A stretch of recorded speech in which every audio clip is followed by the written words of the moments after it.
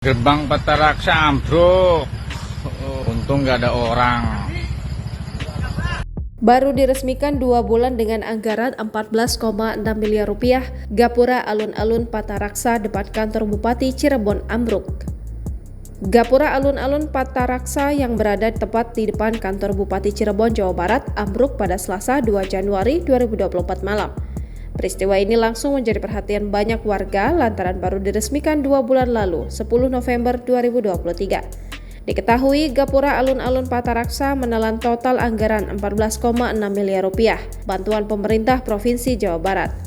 Kepala Dinas Lingkungan Hidup Kabupaten Cirebon, Iwan Ridwan Hardiawan menjelaskan dirinya mendapat kabar Gapura ambruk pukul 20.23 waktu Indonesia Barat. Gapura itu masing-masing memiliki ukuran tinggi 8,7 meter dan lebar 6 meter. Ridwan mengaku tidak mengetahui kronologi dan penyebab pastinya musibah Gapura ambruk itu. Atas dasar itu, ia langsung memanggil kontraktor pelaksana pembangunan sekaligus pihak konsultan sebagai pengawas untuk meminta penjelasan.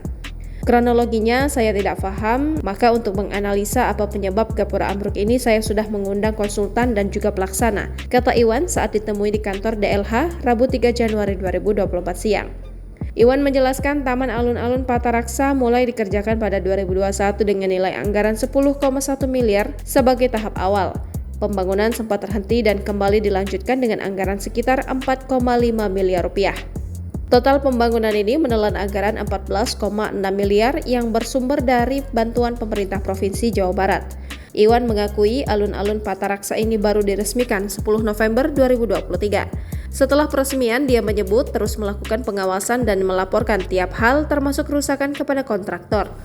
Termasuk laporan adanya kerusakan tangga dan juga keretakan di Gapura pada 2 Januari 2024. Dia meminta kepada pelaksana untuk bertanggung jawab penuh karena masih dalam tahap pemeliharaan hingga 27 April 2024.